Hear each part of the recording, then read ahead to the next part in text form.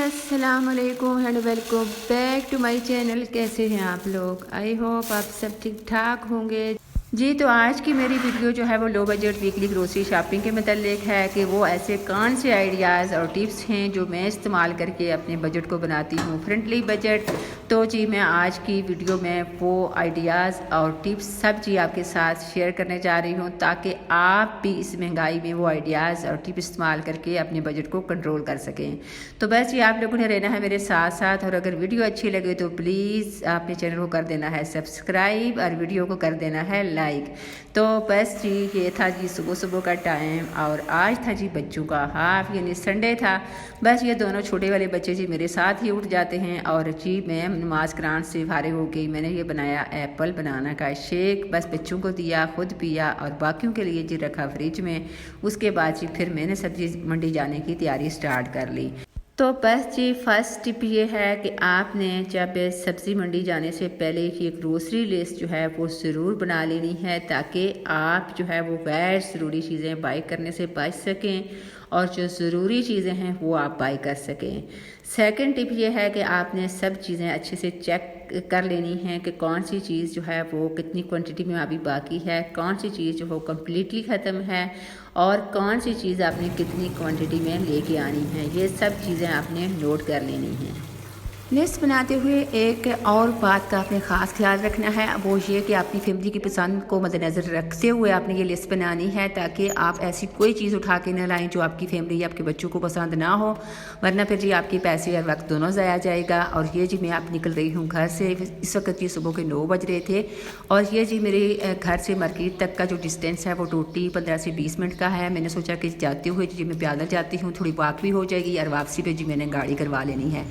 एक और बात जी मार्केट का इंतखाब भी बहुत ज़रूरी है कि किस मार्केट से चीज़ें आपको फ्रेश और मुनासिब प्राइस पे भी मिलेंगी, और फिर जो मार्केट आपको घर से ज़्यादा दूर भी नहीं पड़ती। फोर्थ और लास्ट बात जी वो ये कि जी आपने मार्केट जाने से पहले अपनी जो फ्रिज बास्केट्स जो जिसमें आपने वेजिटेबल्स और फल वगैरह डाले हैं उनको अच्छे से साफ़ कर लें। फर्सी सारे कंटेनर्स यानी दालों वाले डिब्बे उनको अच्छे से साफ़ कर लें, क्योंकि मैंने बहुत सारी बहनों को देखा है कि वो दालें अभी डिब्बों के अंदर थोड़ी बाकी होती हैं, उसके ऊपर वो और डाल देती हैं, फिर उसके ऊपर और इस तरह जी बरस गुजर जाते हैं, डिब्बे फेंक दिए जाते हैं लेकिन उनको साफ़ नहीं किया जाता। और फिर मेरी बहनें ये रो रही होती हैं कि जी हमारी दालें जो हैं वो अच्छे से गलती नहीं हैं, या दालें जो हैं उनको जल्दी कीड़ा लग गया, या दालें जो हैं वो टेस्टलेस हैं। तो उसकी मेन रीज़न यही होती है कि उन डिब्बों की सफाई सुथराई का ख्याल नहीं रखा जाता। और बस जी अब ये जी मैं ग्रोसरी करके घर पहुँच चुकी हुई हूँ। वहाँ जी मैंने मार्केट में कोई वीडियोज़ वगैरह शूट नहीं की क्योंकि बड़ी ये ख़तरनाक किस्म की मार्केट है, इसको सब्ज़ी मंडी बोलते हैं। यहाँ जी सिर्फ मेल होते हैं, फीमेल आपको कोई कम ही दिखती है। लेकिन आज जी मेरी सुबह तबीयत खुश हो गई क्योंकि मेरी काफ़ी सारी बहनें यहाँ ग्रोसरी शॉपिंग कर रही थी, जिनको मैंने देख के भी मैंने भी बड़ी तसल्ली से फिर शॉपिंग की।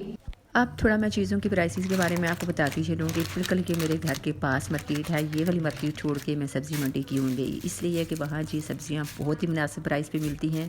चिकन में खैर कोई ख़ास डिस्काउंट नहीं था, लेकिन मैं 2 kg एक फुल चिकन लाई, मुर्गी के फीट लाई 2 kg, वो मुझे 150 के पड़े। इसी तरह नेक्स्ट लाई हूँ 2 kg और वो मुझे 250 की मिली हैं। अब ये जो टमाटो थे ये जी मैंने जो हार्ड वाले थे ये अलग कर लिए हैं, और जो सॉफ्ट वाले थे वो मैंने अलग कर लिए हैं ताकि उनकी पेस्ट बना लूँगी। अच्छा जी टमाटो वहाँ से जी मिले 600 में 5 kg, तो यहाँ जी 900 के दे रहे थे 5 kg। इसी तरह फूल गोभी वहाँ से मुझे 150 में मिली और यहाँ 210 की दे रहे थे।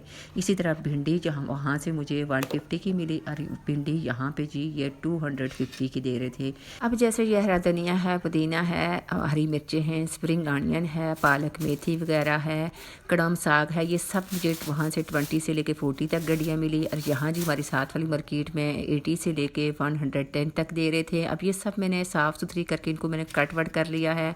जैसे ये हरा धनिया था इसकी मैंने डंडियाँ अलग कर ली हैं, इनकी मैं चटनी बनाऊँगी। और जो ये पत्तियाँ हैं ये मैं कट करके इनको रखने लगी हूँ, ये जी मैं इनको हंडियों के अंदर डालूँगी। अब जैसे मेरे बच्चे वेजिटेबल्स शौक से नहीं खाते तो ये जी मैं विंग्स और नेक्स ले आती हूँ जो कि सब्ज़ी रेट पे मिल जाती हैं, और इस ये डाल के हांडी में बनाती हूँ, फिर बच्चे शौक से खा लेते हैं। अब ये हरा धनिया कोई भी कंटेनर या बॉक्स वगैरह लेके उसके अंदर आप टिशू फैला के तो उसमें ये रख के ऊपर से बंद करके इसको फ्रिज में रखते हैं। इजीली 1 वीक तक आपका ये चल जाना है, ख़राब नहीं होगा। उसके बाद ये पोटैटो और अनियन भी जी मुझे वहाँ से अच्छे खासे डिस्काउंट पे मिले हैं। हमारी जो मार्केट है यहाँ घर के पास, यहाँ जी 900 का अनियन दे रहे थे 5 kg, वहाँ से मुझे 600 का मिला 5 kg। इसी तरह पोटैटो मुझे यहाँ जी ये 600 का दे रहे थे, वहाँ 400 का मुझे 5 kg मिला है। तो इस तरह जो वेजिटेबल्स थी वो अच्छे खासे वहाँ मुझे डिस्काउंट पे मिली। अलबत्ता जो पल्सेस थी उनमें कोई ख़ास डिस्काउंट नहीं था। ये बस यही 20-30 रुपीज़ जो है ना वो मुझे कम की पड़ी हैं। लेकिन मैंने सोचा कि मैंने गाड़ी वैसे भी करनी है तो चलें ये चीज़ें भी मैं यहाँ से ही बाई कर लेती हूँ। लेकिन एक चीज़ मैं यहाँ आपको बताती चलूँ कि ये जो शॉपिंग है ना, यानी कि दालें वगैरह जो आप ले रहे हैं या कुकिंग ऑयल हो गया, स्पाइसेस वगैरह हो गए, चावल वगैरह हैं, आटा वगैरह है, ये आप एक ही शॉप जो है वो सिलेक्ट कर लें तो वो चीज़ आपके लिए बड़ी ये चीज़ इजी हो जाएगी कि वो फिर जो होगा ना शॉपकीपर वो आपके साथ हर तरह का तावन करेगा। आपको ज़्यादा कांट छांट नहीं करनी पड़ेगी, आपको उसके साथ बहस मुबासा नहीं करने पड़ेगा, आपको वो दी बेस्ट चीज़ देगा और फर्स्ट प्रायोरिटी चीज़ आप उसके लिए होंगे। तो ये वाली चीज़ें जब आप अपनाएं ना तो ज़िंदगी में ये बड़ी आपके लिए आसानी हो जाती है। ये चीज़ें जी मैंने अपनी मियाँ की लाइफ से सीखी हैं। मेरे मियाँ जी अपनी कॉलेज लाइफ में जिस टेलर से कपड़े बनवाते थे आज तक उसी से बनवा रहे हैं। खैर वो बंदा तो नहीं रहा लेकिन आगे उसके बच्चे कपड़े सीते हैं तो मेरे मियाँ आज तक उसी से जो है ना कपड़े बनवाते हैं। दूसरी एक और बात कि ये बात आप ज़हन में बैठा लें कि ये सिर्फ़ ख़रीदारी की हद तक ही सब चीज़ें नहीं होती कि भाई आप इतनी तकलीफ़ देख के टाइम लगा के पैसा खर्च करके आप एक ऐसी जगह गए कि जहाँ जी आपने डिस्काउंट पे शॉपिंग करके आपने लानी है और फिर आप जब वो चीज़ें बाय करके आपने लाई घर पे और घर पे ला के जी आपने उनको इसी तरह फेंक दिया, किसी कूने खुदरे में फेंक दिया या आपने किचन में ही अगर उनको रखा प्रॉपर तरीके से उनको मैनेज करके नहीं रखा, फिर वो 2-4 दिनों के बाद 8-10 दिनों के बाद फिर वो हो जानी है ख़राब और फिर जी आपका वो टाइम, आपकी वो तकलीफ़, आपके वो पैसे सब कुछ जाएगा रहेगा। इसलिए जब आप इस तरह की शॉपिंग वापिंग करके लाएँ तो चीज़ों को बड़े अच्छे तरीके से आपने फिर उनकी कटिंग करके उनको अच्छे तरीके से मैनेज करके रखना है। जो फ्रिज में रखने वाली हैं उनको फ्रिज में रखें, जो फ्रीज़र में रखने वाली हैं जो आपने लॉन्ग टाइम चलानी हैं उनको फ्रीज़र में रखें और जो किचन में वैसे रखने वाली हैं जैसे ये दालें थी ये मैंने डिब्बों में डाल के रखी। जो बाकी की बची हुई दालें हैं या जो पहले की बची हुई दालें हैं या जो भी चीज़ें बाकी हैं जो बच गई हैं इन सब के लिए जी मैंने एक बड़ा पतीला रखा हुआ है। दालें जो है ना वो मैं वीकली नहीं लाती, वो मैं पूरे मंथ के लिए लेके आती हूँ। इसी तरह जैसे शुगर हो गई, जब कुकिंग ऑयल हो गया, आटा हो गया, वो हम पूरे मंथ का लाते हैं। बाकी जो चावल हैं वो हम पूरे साल के लेके आते हैं। लेकिन ये चीज़ें जी ज़्यादा आपकी जेब पे डिपेंड करता है। अगर आप अफोर्ड कर सकते हैं तो एक दफ़ा ज़रूर ये टिप्स और ट्रिक्स आइडियाज़ अपनी लाइफ में इनको ट्राई करके देखिएगा। आपको खुद समझ आ जाएगी कि हमारे लिए वो वाला तरीका जो हम कम थोड़ी चीज़ें लाते हैं वो वाला सही है या ये वाला जो हम गट्टी चीज़ें एक ही दफ़ा ले आते हैं। तो आपको खुद समझ आ जाएगी। बस ये चीज़ें जी मैंने समेटने के बाद जी फिर मैंने जो बाकी की बची हुई थी इनको मैंने डाला इस बड़े पतीले के अंदर और जो पहले की बची हुई दालें हैं ना अब मैं सबसे पहले उनको इस्तेमाल करूँगी, उनको ख़त्म करूँगी, उनको कुक करके फिर ये जो फ्रेश चीज़ें हैं इनकी बारी आएगी। मैंने अपने गिरदो पेश में ये भी देखा है कि जब न्यू ग्रोसरी आती है ना, नई चीज़ें जब घर में लाई जाती हैं तो पुरानी वाली जो है ना उनको ज़ाया कर दिया जाता है, उनको फेंक दिया जाता है, उनको डस्टबिन में डाला जाता है कि ये चीज़ें आप किसी काम की नहीं रही। तो खुदारा इस तरह की चीज़ें मत किया करें, ये रिस्क है और रिस्क की कदर करना जानिए।